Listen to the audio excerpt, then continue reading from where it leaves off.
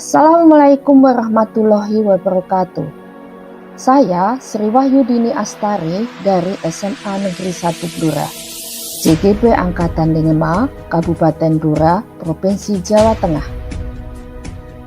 Izinkan saya menyampaikan tugas demonstrasi kontekstual modul 1.4, yaitu budaya positif, yang kali ini akan praktik segitiga restitusi di sekolah. Apakah restitusi itu?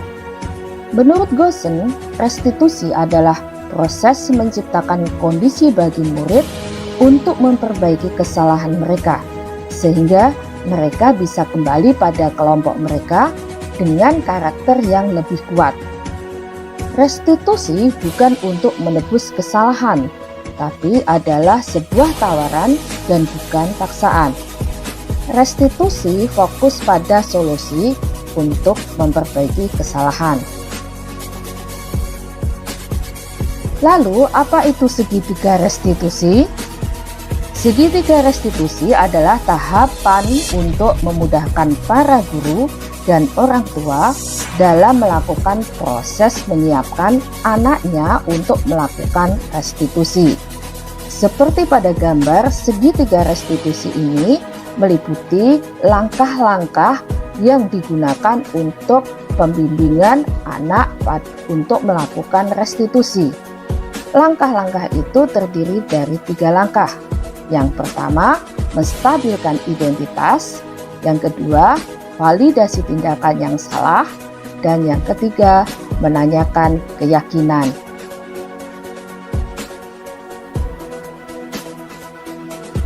Dalam praktek segitiga restitusi di sekolah, saya mengambil 2 kasus, yaitu yang pertama kasus Julio dan yang kedua kasusnya Habel. Dengan pertama kali membuat skrip lalu mempraktekkan segitiga restitusi.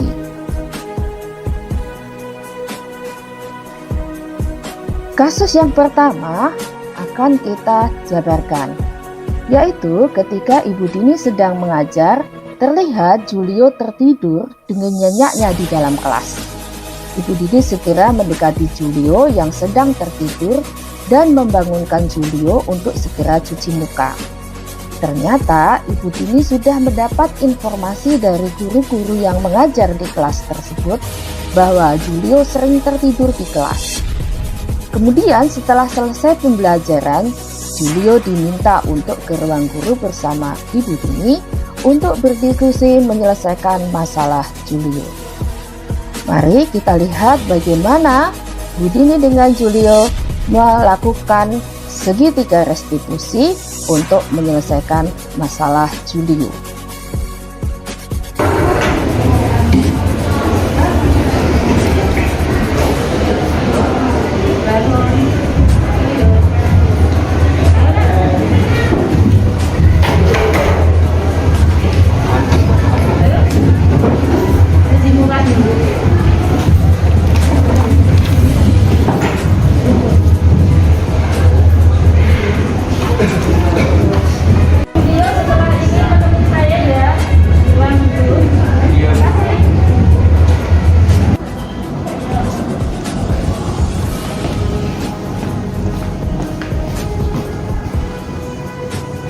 Duduk sini dulu.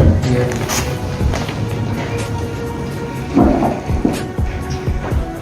Oke, Julio. Jul, tadi kamu tidur nyenyak banget. Ngantuk ya? Iya Bu, saya ngantuk banget. Tadi tidurnya sampai ke bawah mimpi. Oke, hal itu wajar, Jul. Kalau kamu ketiduran di kelas, itu hal yang wajar. Saya juga pernah ketiduran di kelas. Tapi saya dengar dari guru-guru, kamu tidak hanya jam pelajarannya Bu Dini saja yang tertidur. Itu begitu, Jul? Iya Bu, sebenarnya saya akhir-akhir ini sering tidur di kelas. Bagaimana bisa seperti itu, Jul? Iya, ini ya Bu. Jujur, selama sekolah ini, setiap sepulang sekolah, saya selalu diajak teman-teman saya pergi bermain, dan kadang bermainnya itu selalu sampai larut malam. Pernah waktu itu terakhir kali pulang sampai jam 10 malam, jadi saya jam 10 malam ke atas baru bisa menyelesaikan tugas-tugas saya. Jadi ya terpaksa saya begadang jam pulang itu. Oh, berarti kamu begadang itu karena mengerjakan tugas-tugas sekolah. Iya benar. Bagus itu kalau mengerjakan tugas-tugas sekolah. Tapi Julio, kalau kamu mengerjakan tugas-tugas sekolah di malam dan paginya kamu ngantuk dan tidur di kelas, apa itu tidak menimbulkan masalah buat kamu? Iya benar. Membuat masalah sih. Baiklah, di sini tidak menyalahkan kamu kalau kamu tidur di kelas karena kamu punya alasan. Nah, sekarang mari kita ingat keyakinan kelas yang ada di kelas kita dan keyakinan sekolah. Jadi kalau keyakinan kelas masih ingat ya, keyakinan kelas kita, apa yang kamu tidak lakukan ketika kamu tidur di kelas? Melanggar kesepakatan kelas atau tidak tidur di kelas saat jam pelajaran. Tidak tidur di kelas saat jam pelajaran. Nah, kalau begitu keyakinan sekolah kita apa yang belum kamu lakukan? Belum bertanggung jawab. Belum bertanggung jawab. Jadi kamu sudah sadar dan mengerti bahwa itu adalah tanggung jawabmu untuk tidak tidur di dalam kelas. Sebenarnya ada yang bisa kamu lakukan Julio supaya kamu tidak tidur di dalam kelas. Nanti ya. Setelah ini kamu mau melakukan apa Julio untuk memperbaiki? Iya. Saya sebisa mungkin akan mengatur waktu saya itu, jadi saya bisa lebih berkembang di dalam melakukan kegiatan setelah tidur dan melaksanakan tugas sebelum tengah malam, jadi saya bisa tidur lebih malam. Oke, bagus Julio. Jadi kamu akan bertanggung jawab ya besok tidak tidur lagi di dalam kelas dan bertanggung jawab terhadap tugas-tugas kamu. Oke, baik, nggak apa-apa. Kamu perbaiki dirimu dan terus semangat belajar ya besok ya. Iya, siap ini. Demikianlah kasus dari Julio, merupakan kasus pertama. Mari kita lanjutkan dengan kasus kedua. Kasus kedua dimulai dari ketika Ibu Dini selalu memantau dan menilai tugas-tugas yang diberikan untuk murid-muridnya melalui Google Classroom. Hebel ternyata tugas-tugasnya sama sekali belum mengirim ke akun GCR-nya. Akhirnya Hebel dipanggil Ibu Dini di ruang guru untuk berdiskusi menyelesaikan masalahnya. Mari kita ikuti bagaimana kasus Hebel ini dilakukan dengan cara segitiga restitusi.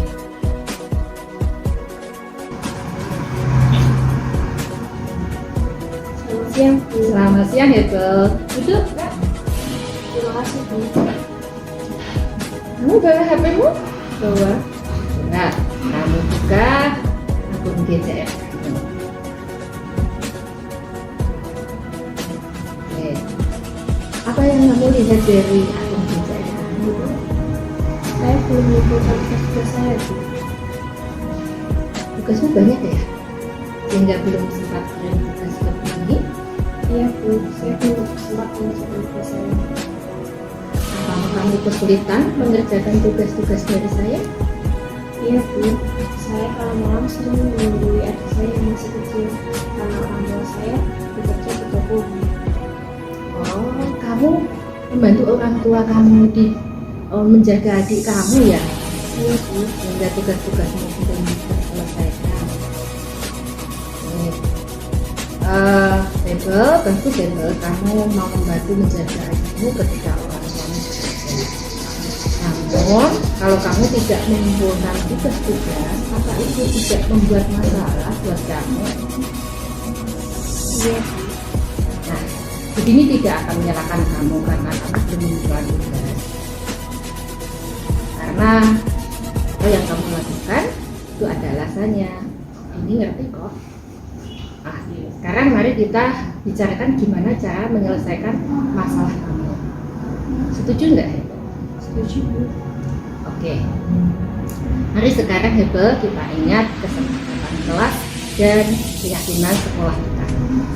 Nah, yang kamu ingat dari kesepakatan kelas kita kemarin, pas ingat kesepakatan kelas apa yang bersangkutan dengan tugas ini? Mengumpulkan tugas tepat waktu, Bu. Kalau kamu sudah mengumpulkan tugas tepat waktu, Belum. kamu ingat sekali kesepakatan kita dengan kelas kita dengan. Nah, coba kita kembali ke tugas-tugas yang belum kamu lakukan. Apakah ketika kamu belum mengumpulkan tugas-tugas tepat waktu, kamu jadi anak bertanggung jawab? Tidak, Bu. Tapi kamu memang belum sempat dan sangat repot ya. Menurut Budini sih, ada cara untuk kamu bisa mengumpulkan tugas tepat waktu. Betul. Bagaimana menurut pendapat kamu? Mungkin saya akan lebih pandai mengisi waktu saya, Bu. Tidak membantu orang tua untuk mengerjakan tugas saya. Baik, Hebel, kamu sudah akan melakukan itu ya setelah ini ya. Terima kasih dan kita tunggu tugasmu untuk bisa kami kerjakan dan tetap semangat belajar.